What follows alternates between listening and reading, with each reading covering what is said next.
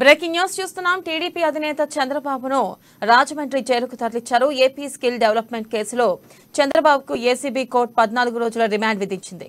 దీంతో రాత్రి తీవ్ర ఉద్రిక్తతల నడుమ రాజమండ్రి జైలుకు వెళ్లారు చంద్రబాబు. జైల్లో చంద్రబాబుకు స్నేహ బ్లాక్ కేటాయించారు. ఖైదీ నంబర్ 7691 ఇచ్చారు.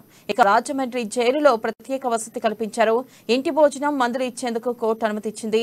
రాజమండ్రిలో సెక్షన్ 30 అమలు చేస్తుండగా రాష్ట్రమంతటా సెక్షన్ 144 విధించినట్లు పోలీసులు తెలిపారు.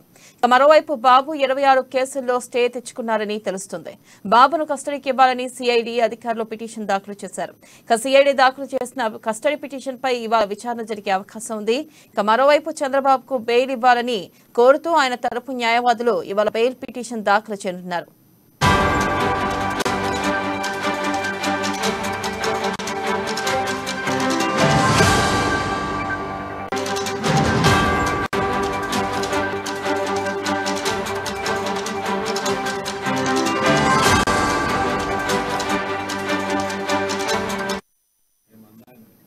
బ్రేకింగ్ న్యూస్ చూస్తున్నాం. టీడీపీ అధినేత చంద్రబాబును రాజమండ్రి జైలుకు తరలించారు. ఏపీ స్కిల్ డెవలప్మెంట్ కేసులో చంద్రబాబుకు ఏసీబీ కోర్టు 14 రోజుల రిమాండ్ విధించింది. దీంతో రాత్రి తీవ్ర ఉద్రిక్తతల నడుమ రాజమండ్రి జైలుకు వెళ్లారు చంద్రబాబు.